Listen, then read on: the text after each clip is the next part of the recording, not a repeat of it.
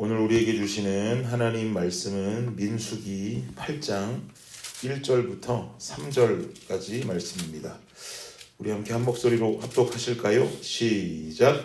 여호와께서 또 모세에게 말씀하여 이르시되 아론에게 말하여 이르라. 등불을 켤 때에는 7 등잔을 등잔대 앞으로 비추게 할지니라 하시매 아론이 그리하여 등불을 등잔대 앞으로 비추도록 했으니 여호와께서 모세에게 명령하심과 같았더라. 아멘.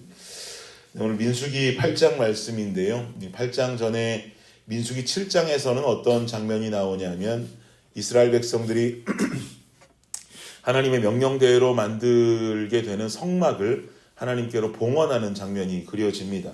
7장의 내용이 지난 주말에 큐티 말씀으로 어제 월요일까지 해서 주어졌고요. 생명의 삶은 오늘자로 8장으로 넘어오게 됩니다. 8장이 시작되면서는 우리가 방금 읽은 것과 같이 성막 안에 성소 안을 밝히는 등불에 관한 이야기가 등장하게 됩니다. 2절 말씀 다시 한번 우리 볼까요? 2절 다시 읽겠습니다. 시작.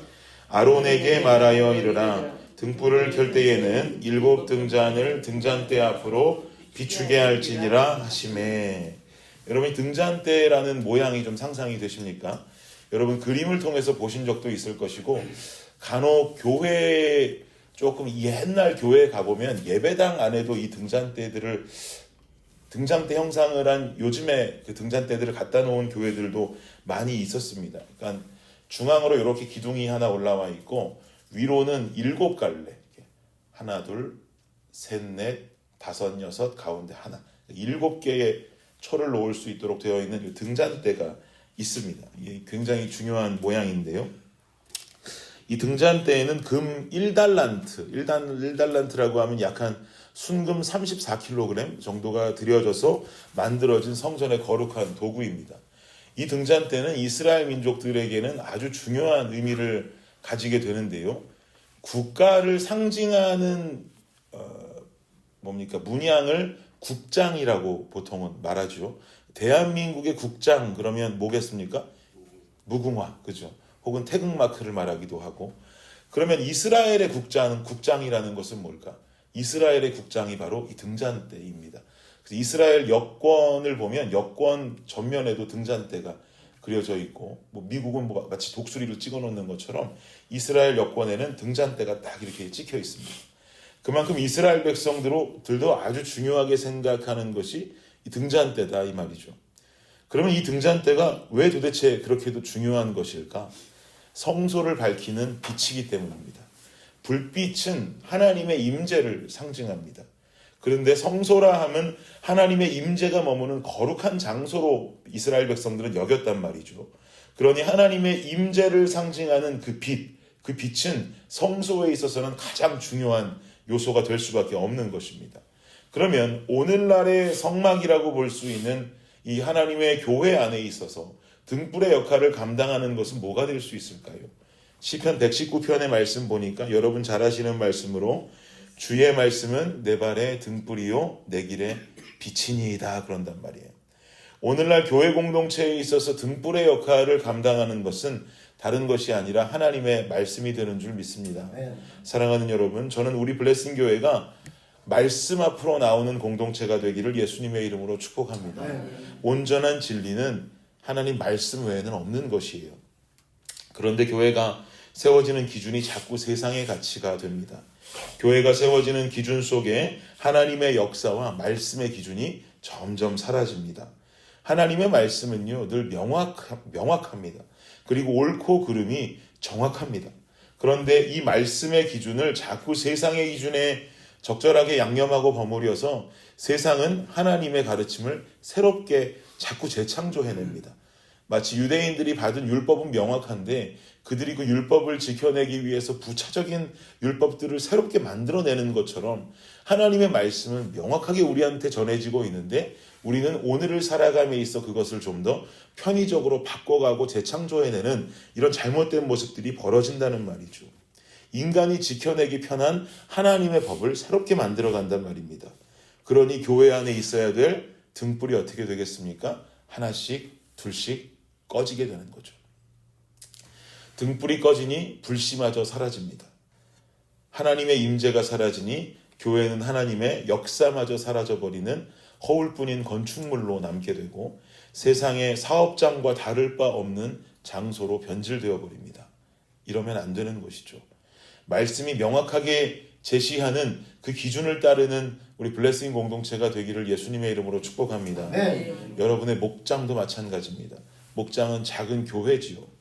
목장 모임 속에 식사하고 교제하고 살아온 이야기만 서로 나누고 헤어지면 죄송하지만 목장 안의 등불도 곧 사라져버립니다. 등불이 없으니 역사가 없고 역사가 없으니 간증이 사라져버리죠. 목장 모임을 통해서 나누어지는 그날 말씀의 은혜들, 은혜의 나눔 속에서 자꾸 목장 모임 안에 등불들이 꺼지는 것이 아니라 하나 둘씩 밝게 켜져가는 역사가 있어야 하는 것입니다. 그래야 하나님의 임재하심 속에 하나님의 역사가 발견되고 삶의 놀라운 간증들이 일어나게 될 수 있는 것이죠. 말씀이 살아있고 말씀 앞으로 나옴으로 말미암아 하나님의 놀라운 역사가 이루어지는 우리 블레싱 교회 안의 각 목장, 우리 블레싱 공동체가 되시기를 예수님의 이름으로 축복합니다. 네. 또 한 가지 오늘날 교회에 있어서 등불의 역할을 감당해야 되는 것은 성령의 충만케 하심인 줄을 믿습니다. 그럼 어떤 삶이 성령 충만한 삶입니까? 제가 늘 여러분께 강조드리지요. 오병이어 사건을 제가 비유하잖아요. 물고기 2마리와 보리떡 5개로 5,000명이 배불리 먹은 사건. 충만함이라고 하는 의미는 5,000명이 배불리 먹은 게 충만하다는 의미가 아니라고 그랬습니다. 진정 충만함의 의미는 5,000명이 먹었는데 12광주리가 남았다는 게 충만함의 진정한 의미다라고 말씀드린 적이 있죠. 충만함은 우리 안에 성령이 채워지고 채워진 것이 넘치고 넘쳐서 주변으로 흘러 넘쳐 전해지는 것까지가 충만함의 정확한 의미가 되는 것입니다. 여러분의 목장과 우리 블레싱 교회에 임하는 성령의 충만함이요, 진짜가 되기 위해서는 내게 임한 뜨거운 하나님의 은혜와 사랑이 주변을 향한 섬김과 사랑으로 나타나야지만이 진짜가 되는 것입니다. 그래서 진짜 성령 충만한 사람은요, 내가 스스로 나 성령 충만하다고 떠드는 사람이 절대 아닌 것이에요. 내가 아무런 광고하지 아니하고 내가 아무리 떠들지 않아도 주변에서 가장 먼저 느끼고 알게 됩니다. 저 사람이 얼마나 뜨거운지 그 뜨거움이 내게 전달되어지거든요. 저 사람이 얼마나 은혜와 사랑이 넘치는지 그 은혜와 사랑이 내게 전달이 되거든요. 그래서 주변의 동역자들이 알게 되는 것이죠. 여러분, 모세의 떨기나무도 한번 생각해 보세요. 떨기나무에 불이 붙었어요. 나무가 탔습니까? 안 탔습니까? 안 탔어요. 근데 타고 있는 걸 누가 알았어요? 모세가 알았어요. 이 말인즉슨 성령에 불이 붙으면요, 그 불은 불 붙은 그 사람만 태우고 끝나버리면 이거 진정한 불이 아니라는 거예요. 떨기나무는 안 탔다니까요. 안 탔는데 그 앞에 있는 모세는 불이 붙은 걸 알게 되었다니까요.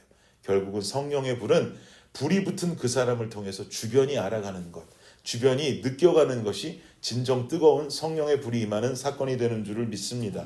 사랑하는 여러분, 이런 의미를 가지고 여러분께 간곡하게 권면드립니다. 성령이 충만하시기를 예수님의 이름으로 축복합니다. 성령 충만함이 여러분 목장 안으로 전달되어지기를 바랍니다. 여러분 목장의 성령 충만함이 블레싱 교회로 확산되어지기를 원합니다. 그러니 우리가 예배를 게을리하고 주님 만나는 모든 우리의 신앙생활을 게을리할 수가 없지요. 이것이 하나님의 원함이고 성막의 성소를 밝히는 이 중요한 사건이 우리 삶에 고스란히 드러나는 일이라면 우리가 이것을 포기할 수는 없는 것입니다. 이러한 영적인 노력과 몸부림을 우리는 어떻게 행하면서 살아야 될까요? 여러분 지금 성경 가지고 계시니까 한번 출애굽기 27장 한번 열어보십시오. 중요한 말씀이라고 했습니다. 출애굽기 27장. 출애굽기 27장. 출애굽기 27장 20절과 21절 말씀입니다. 20절, 21절 찾으셨으면 함께 읽겠습니다. 시작. 너는 또 이스라엘 자손에게 명령하여 감람으로 짠 순수한 기름을 등불을 위하여 내게로 가져오게 하고 끊이지 않게 등불을 켜되 아론과 그의 아들들로 회막안 증거궤 앞 휘장 밖에서 저녁부터 아침까지 항상 여호와 앞에 그 등불을 보살피게 하라. 이는 이스라엘 자손이 대대로 지킬 규례이니라. 아멘. 여기 보니까 등불을 어떻게 켜랍니까? 끊이지 않게 하라. 끊이지 않게 하라. 그리고 그 뒤에 이어지는 말씀들을 보면 휘장 밖에서 저녁부터 아침까지 끊이지 않게 하라는 거예요. 여러분 이게 중요합니다. 아침부터 저녁까지가 아니에요. 저녁부터 아침까지. 이게 중요한 거예요. 아침부터 저녁까지 하루 종일 불이 꺼지지 않게 하라가 아니라 저녁부터 아침까지란 말은 무슨 말이에요? 밤새도록. 밤새도록 꺼지지 말게 하라는 거예요. 그 등불을 보살피라는 거예요. 이것은 이스라엘 자손이 대대로 지킬 규례이니라 라고 지금 말씀하는 것입니다. 낮에는 밝아서 등불 필요 없다. 그래서 저녁부터 아침까지 켜라는 것이구나 라고 생각하실지 모르겠지만 그거 아니에요. 당시 이스라엘 율법 속에는요, 성소 안은 낮에도 등불을 밝혀두게 되어 있었습니다. 그러니 등불은 24시간 동안 켜져 있어야 되는 것이죠. 24시간 동안 늘상 이 불이 꺼지지 않도록 지키는 사명이 있었던 사람들이 레위 지파였던 것입니다. 그러니 우리의 영적인 노력과 우리의 몸부림은 어떻게 행해야 되는 것입니까? 밤부터 아침까지 그 등불이 꺼지지 않는 삶을 우리는 지속적으로 살아내야 되는 것, 이것이 바로 구별된 삶을 살아가는 오늘날의 그리스도인들의 삶의 모습이 되어야 할 줄로 믿습니다. 이것이 가장 중요한 포인트인 것이죠. 사랑하는 블레싱 성도 여러분, 등불을 끄지 마십시오. 저녁부터 아침까지 영적인 경각심을 늘 가지고 등불에 불이 꺼지지 않는 여러분 개인의 교회, 말씀과 성령의 역사가 살아있는 여러분의 목장, 그리고 우리 블레싱 교회가 될 수 있기를 예수 그리스도의 이름으로 축복합니다. 아멘. 기도하겠습니다. 주님 감사합니다. 우리 삶의 성소 안에도 등불이 꺼지지 않기를 원합니다. 저녁부터 아침까지 그 등불을 끄지 아니하도록 늘 영적인 경각심을 가지고 살아가는 우리 성도님들의 삶이 되게 하여 주시옵소서. 말씀이 살아있어야 합니다. 성령의 충만함이 살아있어야 합니다. 이것이 목장으로, 이것이 개인의 내 삶에서 목장으로, 목장에서 교회로 발전되어질 때에 아버지 하나님, 우리 블레싱 재단의 블레싱 등불에 절대로 불이 꺼지지 않는 은혜의 역사가 살아날 줄을 믿습니다. 아버지 하나님, 새벽 예배에 모여 기도하는 이 놀라운 주의 용사들, 이 새벽 시간 불을 꺼지지 않게 하려는 아버지 영적인 불침번들인 줄을 믿습니다. 우리가 이 새벽을 깨우며 기도하며 이 제단과 이 성소 안에 등불이 꺼지지 아니하고 우리 삶의 그 등불이 활활 타오르게 만들어질 수 있는 우리가 되게 하여 주시옵소서. 감사합니다. 이 모든 말씀 예수 그리스도의 이름으로 기도드립니다. 아멘.